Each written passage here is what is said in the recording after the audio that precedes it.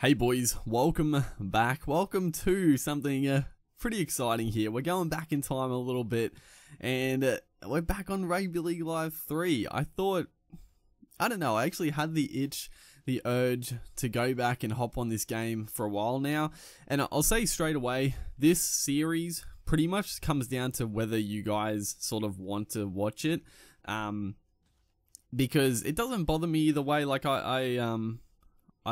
I've played a few games, obviously, but I haven't like gone through the whole season or anything and made like a bunch of videos. So, you know, I thought I'd take it slow, see what you guys think, because I mean, if people don't really want to watch some Rugby League Live 3, you know, that's fine. I guess the other point is that the other series are going to continue. This is just something a little extra, so you know, it's up to you guys. If the videos are popular and they have interest, and you know, I'll keep the series going, because yeah, the game is fun to come back to. But if there's not much interest, then you know, we'll have a couple of videos and sort of a bit of a nostalgia trip, but that'll be all she wrote. So yeah, that's the first little tidbit out of the way there. But coming back to this game, dude. So I mean, yeah, it's been like, when did this game release?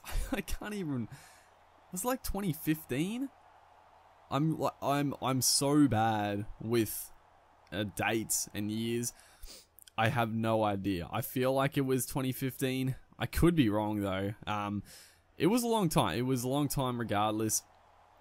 And I mean, this is a game that got the channel going. Obviously, I'd done YouTube for a little bit on and off, but this game, it started with some Rugby League Live 2, but then in the lead up to this game coming out, you know, the excitement and the hype around it, and then playing through this game, it was excellent. It was very, very good. And I still, coming back to it, so this is, I played one sort of warm-up game before I hopped into the career mode, because the controls, although they're similar, they are fairly different, and there's a few things to get a hang of. It honestly felt like a different game. Like when I came back to it, it didn't feel like what I used to play at all. As we're gonna throw another forward pass off the freaking offload, but yeah, it felt so different than what I remember. Like from my memory, that I thought the passing was like instantaneous, like you could just whiz it sideline to sideline, but in this, like, it has like a fairly long delay. The passing is like, I actually like the passing, but it's very delayed. The step is obviously it's very effective, but it's nowhere near as nice as Rugby League Live 4. And you're gonna see what Kevin Aguaman does here. He just zips.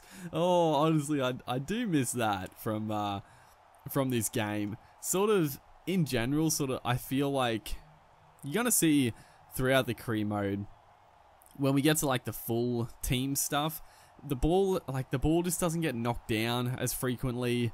There's definitely some things I like in this game more than Rugby League Live.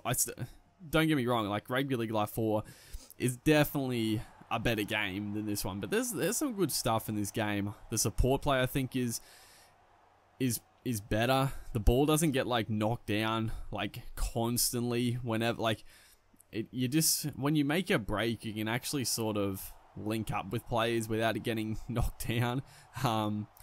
Jack Wine is gonna score. He's just barges off a couple. The backs in this game were super OP. The forwards were pretty, you know, meh. And you know, that was probably one of the biggest issues with this game back in the day, was people were just like, the forwards have no impact. Like, you just have a team full of backs and you would do much better, which is probably true. But yeah, it's fun to come back to. And the other thing, honestly, I always sort of felt this, but when I hop back on this game, like the game looks really good. Obviously, the player models are pretty poor, like compared to like Rugby League Live 4. They're all big and bulky, like they're huge. And the player likenesses are pretty bad. Some are decent. But obviously that's not that good. But I just feel like the overall aesthetic, like I feel like the lighting in this game is so much better. as right here, you're gonna see this. There was definitely some glitches and bugs that never got fixed in this game, and I guess that one was right there. That was fairly frustrating, but yeah, they're not gonna fix it now. That's for damn sure. This big Shannon Boyd is gonna score, but yeah, I feel like the lighting is so much better than Rugby League Live 4. I sort of remember this, like playing like Beer Pro back in the day, and that low down camera at fullback, like an afternoon game, like the glare of the sun and the crowd, it looks so good. But I don't know, it's just Rugby League Live 4 just doesn't have that same look to it. I don't know. I feel like the lighting is better in this game, and also the the grass is like substantially better. I don't know. It's weird. Maybe I don't know how to explain it. Like, Rugby League Live 4 obviously looks better just in an overall sense, but I don't know, just those couple of things. I just like the look of the atmosphere, and the stadiums look nice in this, but I mean, they look good in Rugby League Live 4, but it's mainly the lighting. In all honesty, like the day games just look really good in the afternoon or midday, and then yeah, the fields and stuff, I think, just have that. I don't know if it's more detail.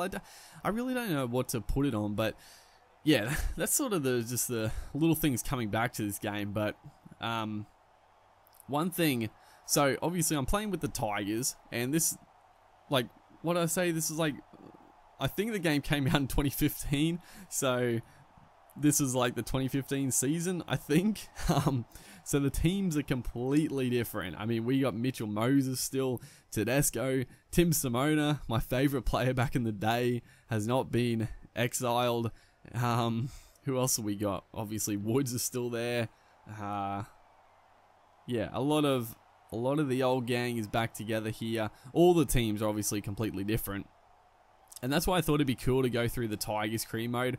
Like I said at the start, if people aren't that interested, then I won't really play like a couple of seasons. But if people, if people are keen to see and the views are up and all that sort of good stuff, then I'll play through a couple of seasons, because I don't know, I thought it'd be cool to actually play through the Tigers and sort of do a few things different. Sign Zach Santo right there.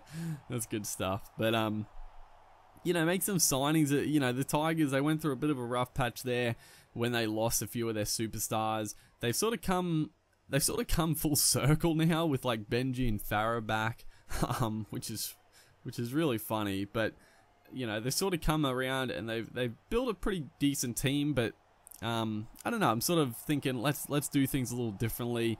We'll release some players that I don't think should be there, and then try to sign some players I feel like would work well. I don't know. I think it'd be cool, just a sort of a different timeline for the Tigers, instead of like what they did go through to what they will be now. But Robbie Farah converts right there to make it 21-13. We're gonna lose this opening game, which I was not surprised with. I think that's a good kick.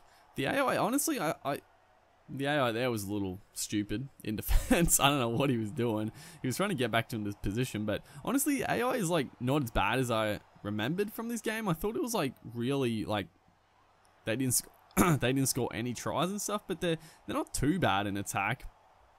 But yeah, this is the first episode. Hopefully you guys enjoyed. Let me know in the comments what you think.